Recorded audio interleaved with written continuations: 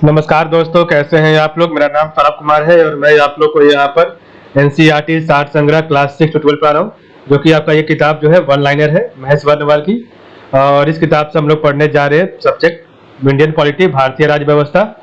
और भारतीय राज्य व्यवस्था में जो आज हम चैप्टर पढ़ेंगे वो आपका है चैप्टर नंबर 21 उच्च न्यायालय। तो हाई कोर्ट से जो भी आपका इस किताब में दिया गया है वन लाइनर, उसको आज हम कंप्लीट करेंगे। ठीक है, तो चलिए स्टार्ट करते हैं।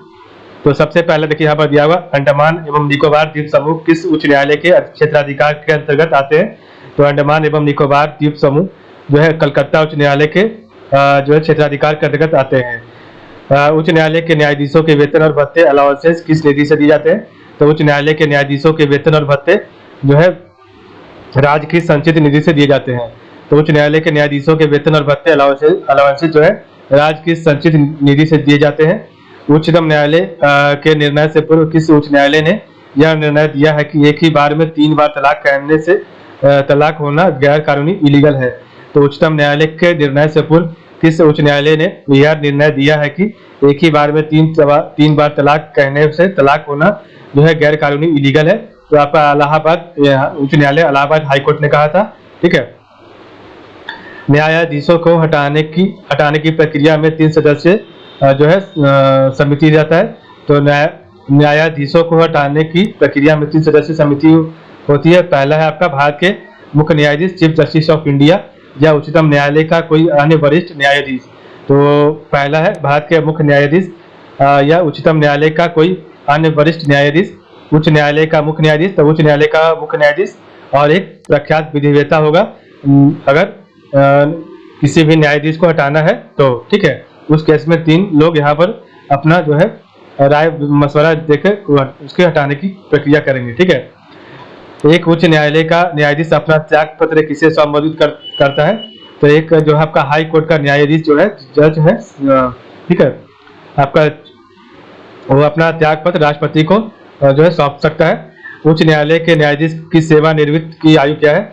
तो उच्च न्यायालय के न्यायाधीश की सेवानिवृत्त की आयु 62 वर्ष है। ठीक है, जब सर्वोच्च न्यायालय किसी व्यक्ति अथवा संस्था को उसके दायित्व का निर्वहन हेतु रिट जारी करता है तो उस लेख को क्या कहते हैं।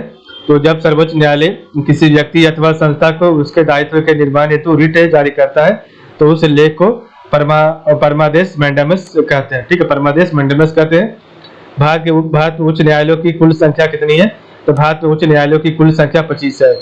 संपत्ति का अधिकार वर्तमान में वैधानिक अधिकार लीगल राइट्स है, जिसकी रक्षा के लिए उच्च न्यायालय रिट जारी कर सकता है। तो संपत्ति का अधिकार वर्तमान में वैधानिक अधिकार है, लीगल राइट्स है, जिसकी रक्षा के लिए उच्च न्यायालय रिट जारी कर सकता है। राज्य के उच्च न्यायालय का मुख्य क्षेत्राधिकार के अंतर्गत कौन सा अधिकार नहीं आता है। तो राज्य के उच्च न्यायालय का मुख्य क्षेत्राधिकार के अंतर्गत आपका परामर्श संबंधी क्षेत्राधिकार नहीं आता है। अधीनस्थ न्यायालयों सबऑर्डिनेट कोर्ट्स की कार्य पद्धति का परीक्षण कौन सी याचिका करती है। तो अधीनस्थ कर न्यायालयों सबऑर्डिनेट कोर्ट्स की कार्य पद्धति का परीक्षण उत्प्रेषण सर्टियोरारी करती है। ठीक है, तो सबऑर्डिनेट कोर्ट्स की कार्य पद्धति का परीक्षण सर्टियोरारी उत्प्रेषण करती है। ठीक है, मूल अधिकारों का संरक्षण उच्च न्यायालय और उच्चतम न्यायालय दोनों की अधिकारिता में आता है। तो फंडामेंटल जो आपका राइट्स है, फंडामेंटल राइट्स का जो संरक्षण है उच्च न्यायालय और उच्चतम न्यायालय दोनों की अधिकारिता में आता है। तो सुप्रीम कोर्ट और हाई कोर्ट दोनों की अधिकार क्षेत्र में आता है आपका। भारत के संविधान के अनुसार जिला न्यायाधीश डिस्ट्रिक्ट जज के अंतर्गत कौन सम्मिलित नहीं होता है। तो भारत के संविधान के अनुसार जिला न्यायाधीश डिस्ट्रिक्ट जज के अंतर्गत कौन सम्मिलित नहीं होता है। तो अधिकरण न्यायाधीश ट्रिब्यूनल जज नहीं जो है सम्मिलित नहीं होता है। तो ट्रिब्यूनल जज आपका सम्मिलित नहीं होता है। उच्च न्यायालय से संबंधित अनुच्छेद। तो उच्च न्यायालय से संबंधित अनुच्छेद क्या है, तो उसको हम पढ़ते हैं यहाँ पर। तो सबसे पहला आपका अनुच्छेद 214 है, आर्टिकल 214। तो इसमें क्या बताया गया, तो राज्यों के लिए उच्च न्यायालय की व्यवस्था होगी। तो आपका आर्टिकल 214 में बताया गया है राज्यों के लिए उच्च न्यायालय हाई कोर्ट की व्यवस्था की जाएगी। आर्टिकल 215 में है उच्च न्यायालय अभिलेख के न्यायालय के रूप में। तो उच्च न्यायालय अभिलेख के न्यायालय के रूप में काम करेगी, ये आपका आर्टिकल 215 में है। आर्टिकल 216 है उच्च न्यायालय का गठन होगा। तो आर्टिकल 216 उच्च न्यायालय का गठन होगा। आर्टिकल 217 है उच्च न्यायालय के न्यायाधीश पद के लिए नियुक्ति तथा अर्हताएं। तो उच्च न्यायालय के न्यायाधीश पद के लिए नियुक्ति तथा अर्हताएं होगी। आर्टिकल 218 है उच्च न्यायालय में उच्चतम न्यायालय से संबंधित कुछ प्रावधानों का लागू होना। तो उच्च न्यायालय में उच्चतम न्यायालय से संबंधित कुछ प्रावधानों का लागू होना, ये आपका आर्टिकल 218 में है। आर्टिकल 219 में उच्च न्यायालय के न्यायाधीशों की शपथ ग्रहण। तो उच्च न्यायालय के न्यायाधीशों की शपथ ग्रहण आर्टिकल 219 में है, ठीक है। तो उच्च न्यायालय के न्यायाधीशों की शपथ ग्रहण आर्टिकल 219 में। आर्टिकल 220 में है अस्थायी न्यायाधीश बहाल होने के बाद प्रैक्टिस पर प्रतिबंध। तो अगर आप अस्थायी न्यायाधीश बहाल हो गए, आपका रिक्रूटमेंट हो गया है, तो उसके बाद आप प्रैक्टिस नहीं कर सकते हैं, ये आपका आर्टिकल 220 में कहा गया है। आर्टिकल 221 में न्यायाधीशों का वेतन भत्ते इत्यादि। तो न्यायाधीशों का वेतन और भत्ते कितनी होगी, वो आपका आर्टिकल 221 में है। आर्टिकल 222 में किसी न्यायाधीश का एक उच्च न्यायालय से दूसरे उच्च न्यायालय में स्थानांतरण। तो आर्टिकल 222 है किसी न्यायाधीश का एक उच्च न्यायालय से दूसरे उच्च न्यायालय में स्थानांतरण होना चाहिए, जो है आपका आर्टिकल 222 के तहत जो है किया जाएगा। आर्टिकल 223 है कार्यवाहक मुख्य न्यायाधीश की नियुक्ति। तो कार्यवाहक मुख्य न्यायाधीश की नियुक्ति कैसे की जाएगी, ये आपका आर्टिकल 223 में कहा गया है। आर्टिकल 224 में अतिरिक्त एवं कार्यवाहक न्यायाधीशों की नियुक्ति। तो एक्स्ट्रा और या फिर जो है टेम्पररी जज की नियुक्ति कैसे होगी, ये आपका आर्टिकल 224 में कहा गया है, ठीक है। तो हमने पढ़ा आर्टिकल 214 राज्यों के लिए उच्च न्यायालयों की व्यवस्था होगी। आर्टिकल 215 उच्च न्यायालय अभिलेख के न्यायालय के रूप में कार्य करेगी। आर्टिकल 216 उच्च न्यायालय का गठन होगा। आर्टिकल 217 उच्च न्यायालय के न्यायाधीश पद के लिए नियुक्ति तथा अर्हताएं क्या है। आर्टिकल 218 उच्च न्यायालय में उच्चतम न्यायालय से संबंधित कुछ प्रावधानों का लागू होना। तो आर्टिकल 218 उच्च न्यायालय में उच्चतम न्यायालय से संबंधित कुछ प्रावधानों का लागू होना। आर्टिकल 219 से उच्च न्यायालय के न्यायाधीशों की शपथ ग्रहण। तो आर्टिकल 219 से उच्च न्यायालय के न्यायाधीशों की शपथ ग्रहण। आर्टिकल 220 से अस्थायी न्यायाधीश बहाल होने के बाद प्रैक्टिस पर प्रतिबंध। आर्टिकल 221 से न्यायाधीशों का वेतन भत्ते इत्यादि। आर्टिकल 222 से किसी न्यायाधीश का उच्च न्यायालय एक उच्च न्यायालय से दूसरे उच्च न्यायालय में स्थानांतरण। तो एक न्यायाधीश का एक उच्च न्यायालय से दूसरे उच्च न्यायालय में स्थानांतरण ट्रांसफर 222 में है। आर्टिकल 223 से कार्यवाहक मुख्य न्यायाधीश की नियुक्ति। तो आर्टिकल 223 से आपका कार्यवाहक मुख्य न्यायाधीश की नियुक्ति। आर्टिकल 224 से अतिरिक्त एवं कार्यवाहक न्यायाधीशों की नियुक्ति। तो आर्टिकल 224 है अतिरिक्त एवं कार्यवाहक न्यायाधीशों की नियुक्ति होगी। विषय वस्तु क्या है, तो आर्टिकल 224 ए में कहा गया विषय वस्तु आर्टिकल 224 है। तो उच्च न्यायालयों में सेवानिवृत्त न्यायाधीशों की नियुक्ति होगी। तो उच्च न्यायालय आर्टिकल 224 से उच्च न्यायालयों में सेवानिवृत्त न्यायाधीशों की नियुक्ति। आर्टिकल 225 कहता है उच्च न्यायालयों का क्षेत्राधिकार क्या होगा। तो आपका आर्टिकल 225 में बताया गया है। आर्टिकल 226 है कुछ रिट याचिकाएं जारी करने की उच्च न्यायालयों की शक्ति। तो कुछ रिट याचिकाएं जारी करने की उच्च न्यायालयों की शक्ति आर्टिकल 226 में।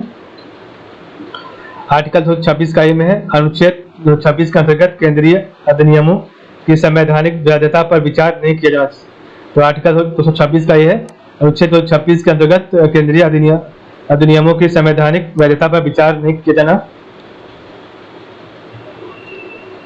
आर्टिकल 227 है उच्च न्यायालय की सभी अधीनस्थ न्यायालयों पर अधीक्षण की शक्ति। तो आर्टिकल 227 है उच्च न्यायालय की सभी अधीनस्थ न्यायालयों पर अधीक्षण की शक्ति। आर्टिकल 228 है उच्च न्यायालयों में कुछ मामलों का हस्तांतरण। आर्टिकल 228 का यह है राज्य अधिनियमों की संवैधानिक वैधता से संबंधित प्रश्नों के विस्तारण के लिए विशेष प्रावधान। तो आर्टिकल 228 ये है राज्य अधिनियमों की संवैधानिक वैधता से संबंधित प्रश्नों के विस्तारण के लिए विशेष प्रावधान, जिसको हटा दिया गया, खत्म कर निरस्त हो गया है। आर्टिकल 229 है पदाधिकारी तथा सेवक एवं उच्च न्यायालयों के व्यय। तो पदाधिकारी तथा सेवक एवं उच्च न्यायालयों के व्यय। आर्टिकल 230 है उच्च न्यायालयों का क्षेत्राधिकार। तो उच्च न्यायालयों का क्षेत्राधिकार क्या होगा। और आर्टिकल 231 है दो या अधिक राज्यों के लिए एक शासी उच्च न्यायालय की स्थापना। तो आर्टिकल 231 है दो या अधिक राज्यों के लिए एक शासी उच्च न्यायालय की स्थापना करना, यह आपका आर्टिकल 231 में बताया गया है। तो हमने पढ़ा उच्च न्यायालय से संबंधित अनुच्छेद, ठीक है। तो एक बार रिवाइज करते हैं, उसके बाद चैप्टर को समाप्त करेंगे। तो विषय वस्तु आपका जो है आर्टिकल 214 राज्यों के लिए उच्च न्यायालय की व्यवस्था। आर्टिकल 215 उच्च न्यायालय अभिलेख के न्यायालय के रूप में काम करेगी। आर्टिकल 217 उच्च न्यायालय का गठन। आर्टिकल 217 उच्च न्यायालय के न्यायाधीश पद के लिए नियुक्ति तथा अर्हताएं। आर्टिकल 218 उच्च न्यायालय में उच्चतम न्यायालय से संबंधित कुछ प्रावधान का लागू होना। आर्टिकल 219 उच्च न्यायालय के न्यायाधीशों की शपथ ग्रहण। आर्टिकल 220 अस्थायी न्यायाधीश बहाल होने के बाद प्रैक्टिस पर प्रतिबंध। आर्टिकल 221 न्यायाधीशों का वेतन भत्ते इत्यादि। आर्टिकल 222 किसी न्यायाधीश का एक उच्च न्यायालय से दूसरे उच्च न्यायालय में हस्तांतरण। आर्टिकल 223 कार्यवाहक मुख्य न्यायाधीश की नियुक्ति। आर्टिकल 224 अतिरिक्त एवं कार्यवाहक न्यायाधीशों की नियुक्ति। आर्टिकल 224 का ए उच्च न्यायालयों में सेवानिवृत्त न्यायाधीशों की नियुक्ति। आर्टिकल 225 उच्च न्यायालयों का क्षेत्राधिकार।